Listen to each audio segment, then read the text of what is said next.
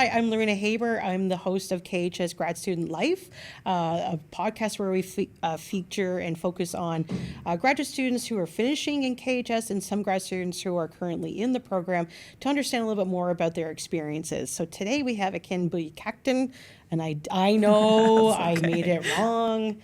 We practiced beforehand, but in the moment, other things come out of my mouth. So, all right. Ekin is a PhD student. She's actually under my supervision. You're finishing your third year in the PhD.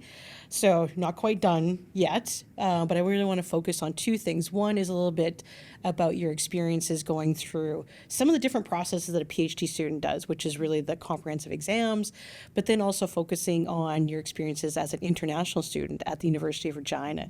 So maybe first we can start off with a little bit of what is your research project going to be about? You haven't started yet, but what are you planning on doing? And maybe a little bit about why. Why are you interested in this?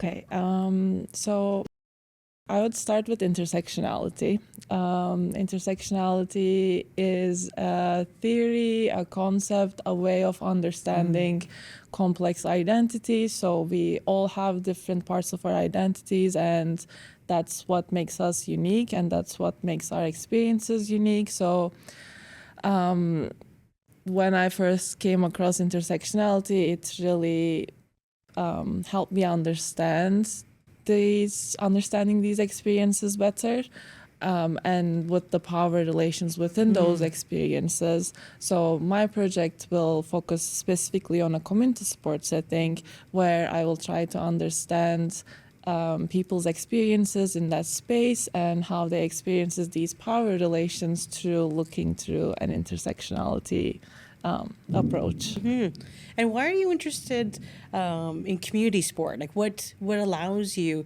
to look at power relationships, or why do you think that there's power relationships that happen at a community sport level? What I've noticed with the few times that I observed community sport, I realized how diverse it can be, especially with the coed leagues. There are a lot of different people coming from different backgrounds, especially within Canada. It's such a I would use multicultural as like Canadian people does too, but it's really interesting to see, especially with like as a immigrant, I would say, like see the immigrants, how they navigate that space. So it was really interesting to see how sport can be a context where a lot of different people come together to do that same activity. So it's a nice context. And we might see it perhaps a little bit more heightened at a community level where the stakes are low. It's perhaps easier to access it, that you're going to have more people. And you're specifically focused on soccer, the Canadian. We'll say you use the Canadian term soccer, which is a global sport, which has global appeal, which also I think contributes to your diversity of participants. Like a lot of people are familiar with soccer throughout the world, whether they're from North America or not. So I think that really helps them maybe an easier way to get introduced to that space, because they're very familiar with the sport, like compared to a sport such as hockey. Right. And I know you haven't started yet, but what is your plan for actually doing the research, like in terms of the methodology or how you're going to collect the data? I'm planning on doing one observation. I already had like few opportunities to just like go there as to watch my friends play soccer, but I'm planning more so doing a more structured observation plan, seeing how people play in the game, or how are the conversations around the game outside the field, but also conduct interviews with them to really get to understand their experience. Right. So it's a little bit of sort of that sitting back and watching what's happening, but then also seeing it from their perspective as well, and kind of bringing those two together. Okay, I want to talk a little bit about, and again, this might be, you may or may not be able to sort of address some of these things, but I think in research we often think it's very structured, linear, it goes as we've planned, but perhaps it's not. And again, I know you haven't started collecting data, but have there been any challenges getting to this point that maybe we don't talk about in terms of doing research that you could share? I think sometimes we try to hold on to the ideas or the knowledge that we already know, and we think like, oh, this is how I'm going to proceed with like a certain theory or a methodology. At first, I thought I was going to do a critical discourse analysis because that was what I was familiar with or what I read more about. But then once you get into your process, you realize another methodology or a theory or even a way of approaching research might be better or might align with your research more, or things that you haven't read a lot about, such as like positionality, reflexivity. Those might end up being your passion more. Like in my case, that's what happened. So I think what you prioritize or what you find important in research really shifts along the way. Yeah, and I think that this is something perhaps unique to doctoral students, perhaps master students who don't have that same expertise or that same background. But I think that's an important sort of advice and reflection for PhD students is to not necessarily hold so tightly to the ideas that they come in with. That's important as guidance and as a starting point, and it does take more time, but I think it often leads you to a path that's perhaps more appropriate or more enriching. So I think that that's an important thing to sort of share as part of that. So before we get into, again, a little bit about your experiences as an international student, so you just recently completed your comprehensive exams, which happen, it doesn't happen with master students, we only do it with PhD. And it is a two-part. You do a written part and you do an oral part, and you have to pass those before you can proceed. What were some of your experiences like with that? And what advice would you give to other doctoral students in doing it? Because this is often high anxiety, there's a lot of pressure to it, but it is an expectation as part of the doctoral study. So again, a bit about your experiences and maybe some advice. I find it very similar to like running a race or something. It's like the more work is before the actual comprehensive exam part. It's what you read, what you like think about throughout that process, because if you don't have that background knowledge and the preparedness, you can't really do a lot in 2 weeks, because you have 2 weeks, you have to write every single day, every single hour almost. So I think it's like the preparedness and the hard work that you do before that prepares you well with that short amount of time. So I didn't find it too scary. It felt more scary before starting the process, but once I started, I knew what I was going to write about. I knew the questions were clear, or my preparedness made those questions clear for me. So the process wasn't that scary, but it was a lot of work, and it really requires you to sit down every day and convince yourself that if you don't even write like one sentence every day, this is not going to finish in time. So, but I was more excited during the oral process because I think it was a good opportunity to expand what I wrote there, or since it's 2 weeks, you sometimes don't pay attention if I'm being clear enough or if I'm putting everything in. So I think the presentation or the oral exam part where I actually enjoyed and I get to talk about what I'm passionate about. So, and I think that's a nice way to put it, because it is a time for you to really be part of that space and really focus on both writing and oral communication about something that you are interested in. But I know sometimes it is scary because it feels like you might be grilled on certain things, you might not understand things.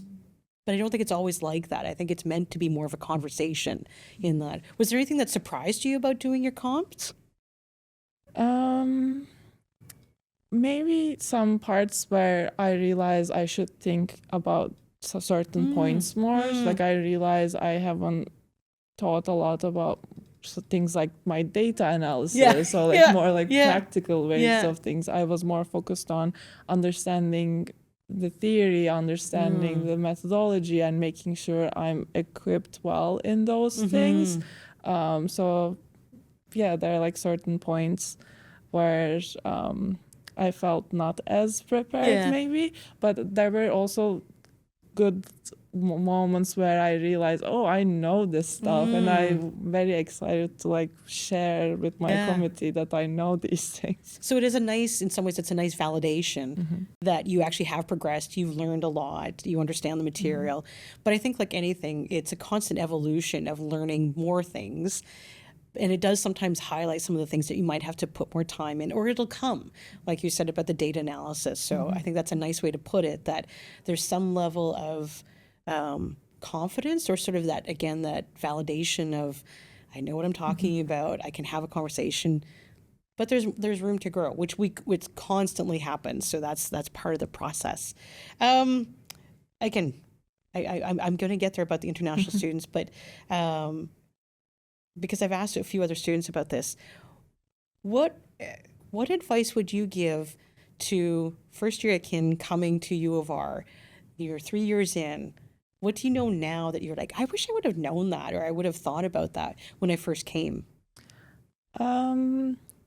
Maybe not to be so like hesitant about things. I realize I'm like a lot less hesitant. I'm more open to doing things, reading new things. Okay. Because it's just more work when you get introduced to new things, like new opportunities, such as like teaching or doing a new research. And when I first came here, I think like moving countries has an effect on that too. But I was a lot more hesitant to even just like talk to people. But the more I realize, the more opportunities I take, it gets easier to take on those like adventures, I guess. But yeah, I was really a lot more hesitant than I am now. So maybe don't be, I guess. I don't know. Well, I think sometimes it's hard to say that now. It's easier in now that you're here, but I think it is recognizing that maybe things aren't as scary as what they can appear. So maybe let's go to focusing on that, about you coming to the University of Regina. So maybe explain where you're from, and then we're going to get into a little bit of like why coming here, or what did you know about the University of Regina or Saskatchewan or anything like that? I'm from Turkey, and I lived there my whole life. Coming to Canada was my first experience of. I traveled a lot, but I haven't lived anywhere else. I knew nothing about Saskatchewan. I had friends who did their grad programs or their undergrad programs in Canada, but one of them was in Montreal and one of them was in Vancouver. So now looking back, that's a very different experience than being here.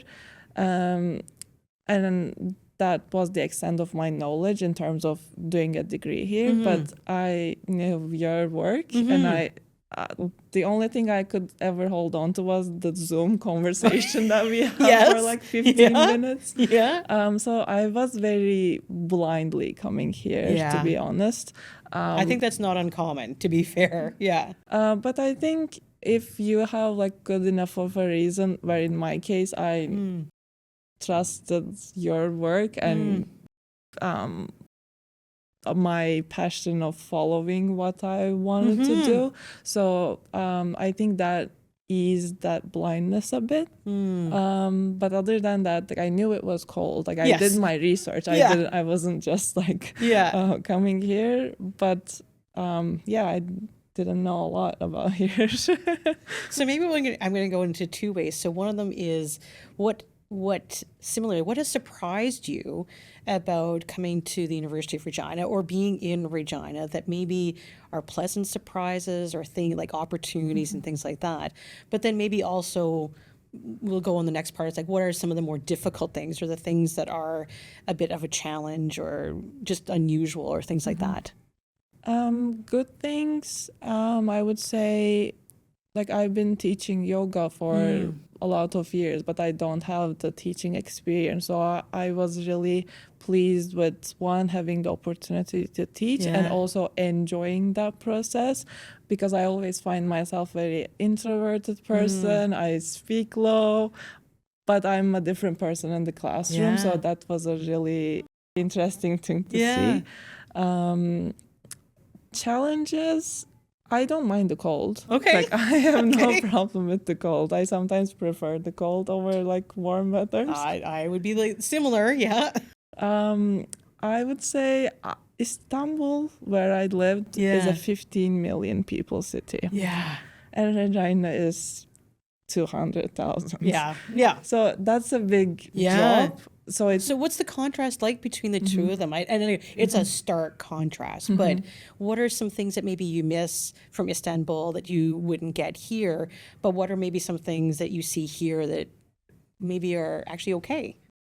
The way you live really changes, amount of options you have, or even what time does like the stores close, or like the coffee shops close, the public transport, things like that. They're very different.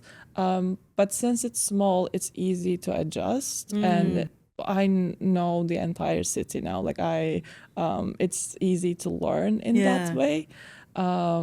So yeah, or when it's walkable weather, I walk everywhere and stuff. So in some ways, that's one of the things that you do have, is that idea of getting to know a place because it's smaller. But then there are other things that you say that are different, like the public transportation is not the same, the opportunities are not the same. But it's just different. It is just different. So what for other students who may be considering coming to Regina, don't know anything about it, what advice might you say to them about coming and what they need to do, or what they could be open to about what they can get here? I think it's important for international students to have a strong reason for coming to a place. I always say this: no one wants to, or no one moves out of their country just to move out their country. Everyone has a reason. Because it's really not easy to speak in your second language 24/7, to be able to navigate the time difference, even just to like talk with your family, your friends back home.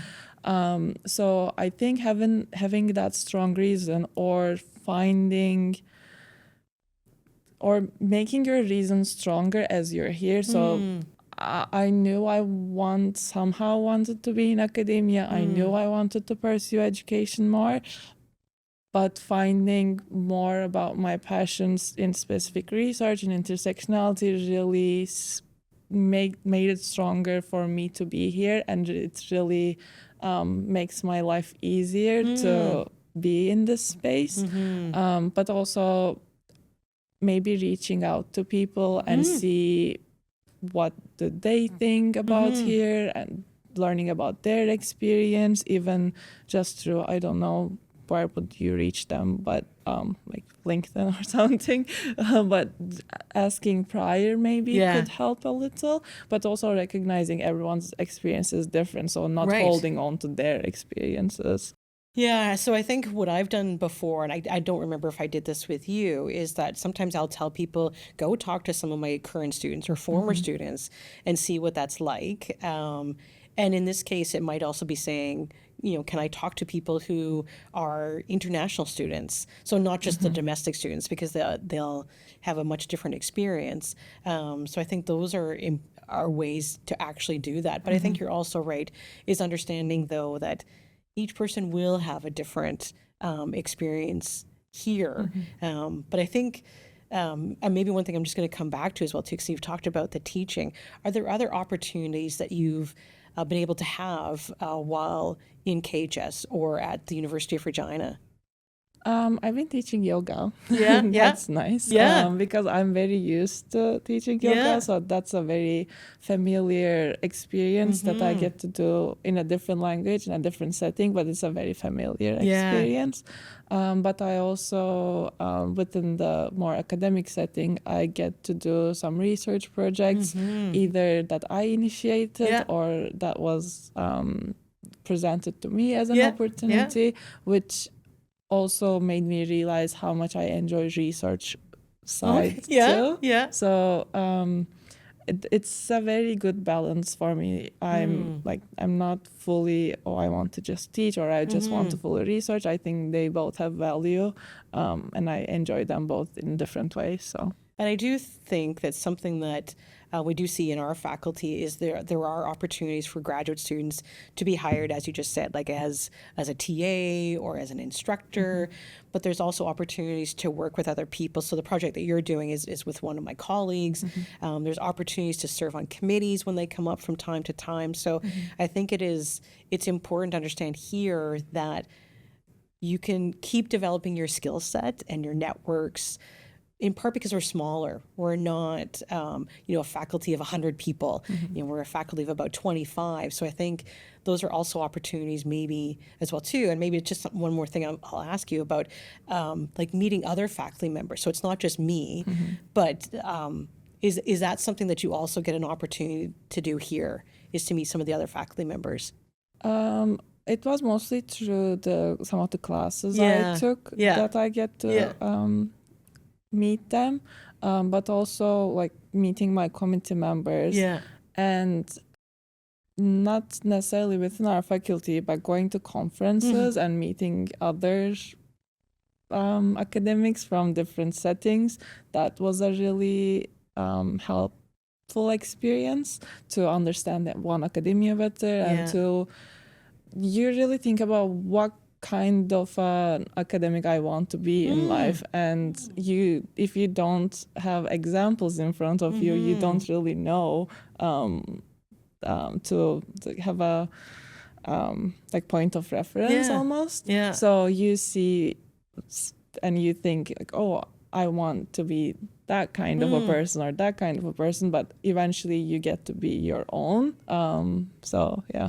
I think that's a really nice way of sort of putting it, is that you do need to see examples to be able to develop and inform how you want to be. And I like the idea that you brought up the conferences, because it is one of the limitations. Of being in Regina, we don't host a lot. We are somewhat centrally located in the country, but not population-wise. But I think it is important for graduate students to go to meet other people, again, expand the networks, see how research is being done in different places. So I think that's an important piece. And again, it's not cheap. It's not, but I think it's valuable. It's an investment to yourself. Like I always see it as that way, because like you could be doing a lot of reading, or like you could be doing a lot of research, and that's an investment for yourself too. But just meeting people or getting that experience of presenting or just being in that space is a very important experience in my opinion. Yeah, no, I would completely agree with that it is, I think if you protect yourself and you isolate yourself, again, you're going to learn and you're going to read a lot, but academia also happens in spaces. It happens in these conferences and other places. And again, those connections with other people are valuable, whether it is to get a job, to work with people, to get other insight. And again, that can happen by email or things like that. But I think the in-person, those little moments of 10 minutes of asking someone, I think are really important and valuable. And again, maybe, I keep saying this is going to be the last question, but, and I know you've had some of that. Do you want to speak a little bit to how important some of those interactions are at conferences? Well, one, you can make friends that are like your peers, and you'll get to see them in conferences, and you get excited about seeing them in different conferences, and you build that peer connection. But also, for like the more senior scholars, that's how I found out about intersectionality. Yeah. Like, not found out about, but my knowledge deepened through a conference. I heard people speak about intersectionality in a conference more, and that's how I got more interested. And then later in another conference, I got to go and speak to someone who is very well known in that field, and that really gave me more courage and more encouragement to be in that space. So it can be because you have a lot of knowledge as a supervisor, but then there's you see other academics too that could support you in that space, or things such as academics with visa problems. That's the experiences that you might not have, which is there's nothing you can do about it. So like getting that experience from them is very important to me as a hopefully one day I'll get to have a job with that visa problem. But I also like the idea, and you kind of touched upon this, about being part of a space. And I think it's almost like an academic knowledge kind of space. And I think it's important for grad students to understand that you are part of that space, and you might not feel like it. You might not feel like you've got that expertise, but I think having those interactions kind of opens those up, where you can have those conversations, or you can learn from them, because it's going to be your space. So I think it's important to realize that also that academics love talking about some of these concepts. So don't be afraid to ask people to have those conversations, because 9 times out of 10, they're very excited to share that, unless they're really with their friend and they're chatting with someone else. But I think that's really important. Is there anything else that you want to share about maybe your experience as a graduate student or a PhD student that you think other students might find valuable? Maybe I have a message for domestic students. I always think that in my experience and in the international student of like my friends who are international students experience, we always value connection and kindness. So I think they have a bit of responsibility to like initiate those connections, because again, as I said, we might be a little hesitant when we come here. So international students will always appreciate connections and kindness. Oh, that's a nice thing to end upon about that. Asking domestic students to sort of take on some of that responsibility, and then again, in some ways, like they're going to benefit from that, about now having friends and colleagues who are international students. That opens up opportunities for them too. So it's a win-win if we kind of do these things. All right. Well, thanks for being here this morning. Thank you. All right.